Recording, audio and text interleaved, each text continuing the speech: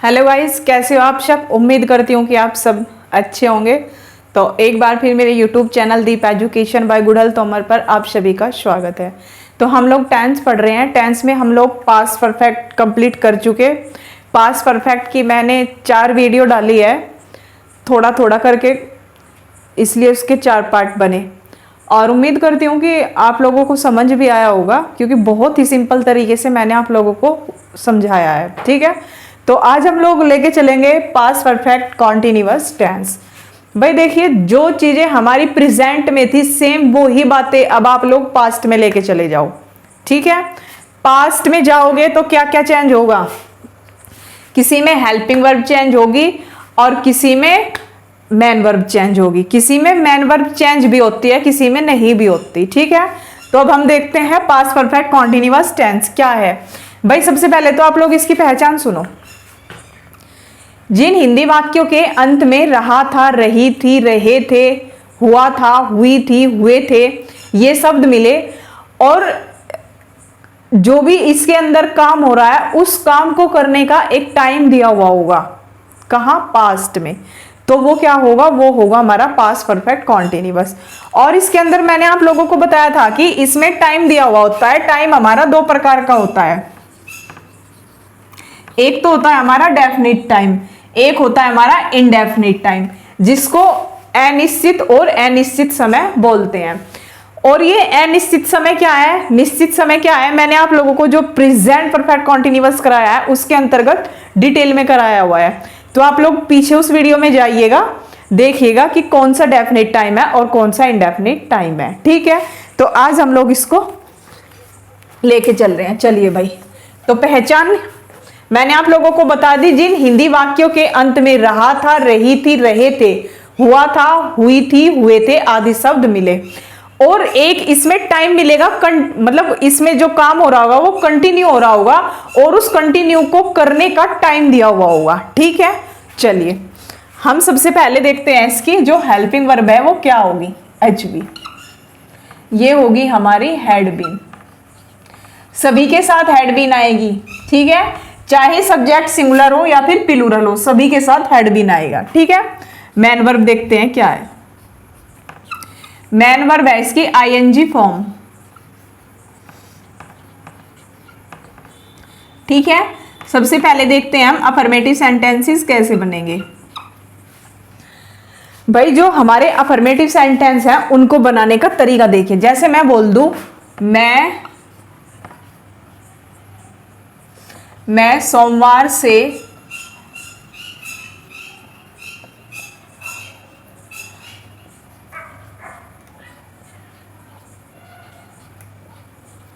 घूमने जा रहा था। देखिए भाई कैसे बनेगा। सबसे पहले तो सब्जेक्ट ले लेंगे। I had been going for a walk. कब से, सिंस मंडे।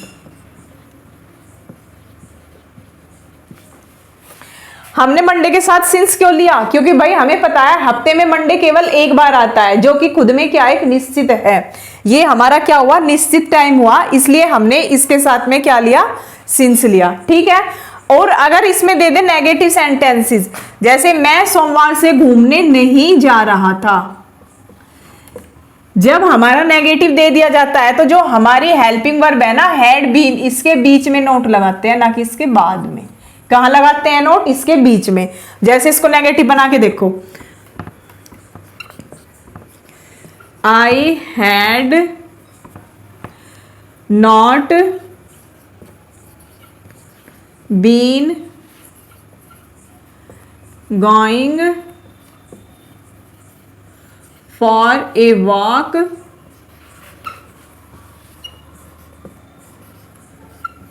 Since Monday. ठीक है, इस तरीके से बना लेंगे।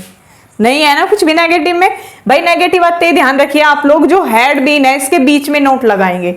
ठीक है, चलिए अब हम लेते हैं इंटेरोगेटिव। जैसे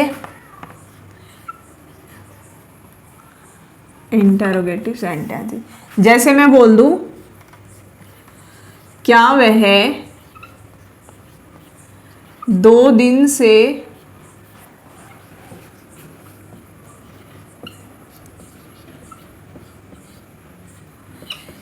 स्कूल जा रहा था। देखिए भाई, क्या वह 2 दिन से स्कूल जा रहा था, सबसे पहले क्या करेंगे, हैड बाहर ले लेंगे। हैड ही बीन गोइंग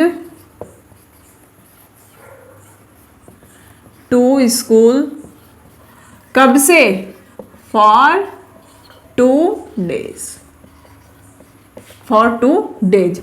अब भाई हमने इसके साथ में फॉर क्यों लिया, क्योंकि जो ये हमारा 2 दिन है ये हमारा अनिश्चित समय है।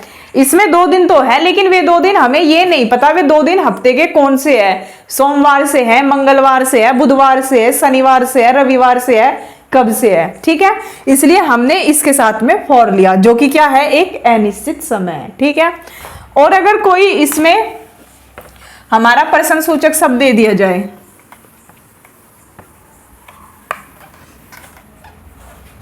जैसे बोल दे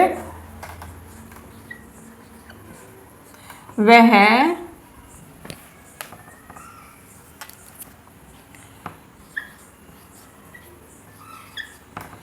सुबह से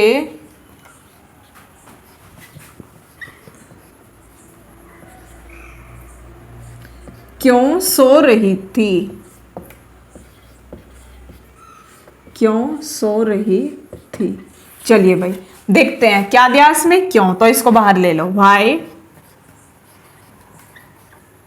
इसके जस्ट बाद ले लेंगे हैड, इसके जस्ट बाद ले लेंगे सब्जेक्ट, सब्जेक्ट क्या है, सी। अब इसके बाद ले लेंगे बीन, काम क्या हो रहा है इसमें, सोने का, स्लीपिंग, कब से, सिंस मॉर्निंग। देखिए भाई क्या है इसमें, कुछ नहीं है ना।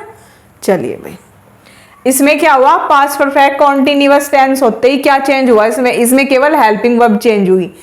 प्रेजेंट परफेक्ट कॉन्टिन्यूअस में भी आईएनजी फॉर्म थी, पास्ट परफेक्ट कॉन्टिन्यूअस में भी आईएनजी फॉर्म है। ठीक है, चलिए अब हम लोग इसके रूल लिख लेते हैं।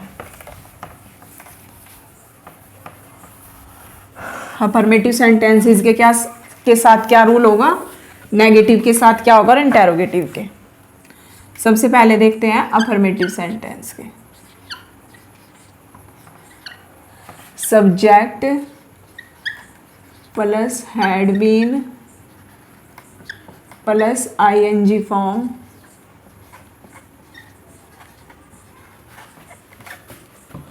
Plus other word, ING form के बाद object,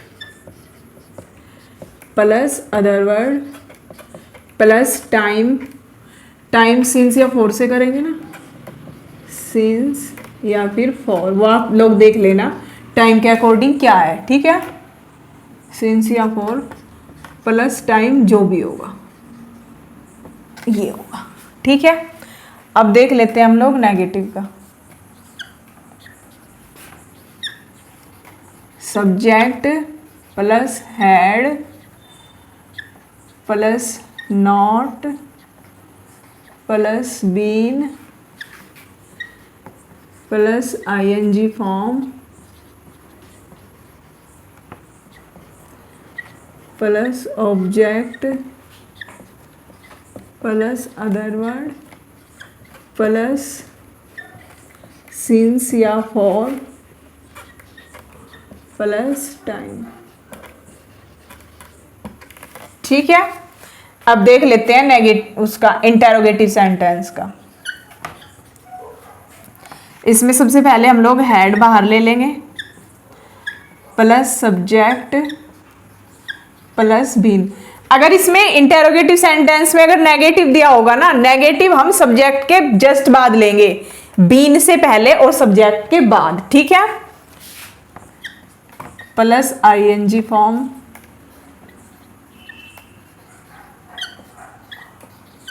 plus object plus other word plus since या for plus time plus question mark. ठीक है। और अगर इसमें कोई क्वेश्चन वर्ड आ जाता है तो क्वेश्चन वर्ड ले लेंगे सबसे पहले, बाकी जो का तो। ठीक है, बाकी सब सेम यही रूल होगा। क्वेश्चन वर्ड जो भी आएगा had plus subject plus been plus ING form plus object plus other word plus since या फॉर प्लस टाइम जो भी दिया हुआ होगा। ठीक है ना। तो ये था हमारा पास्ट परफेक्ट कॉन्टिन्यूअस। अब पास्ट हमारा कंप्लीट हो चुका। पास्ट के बाद लेके चलेंगे हम लोग कौन सा, फ्यूचर टेंस। ठीक है, फ्यूचर में हमारा जो भी पहला होएगा इसके बाद हम लोग बोलेंगे। आज के लिए इतना ही, तब तक के लिए नमस्कार।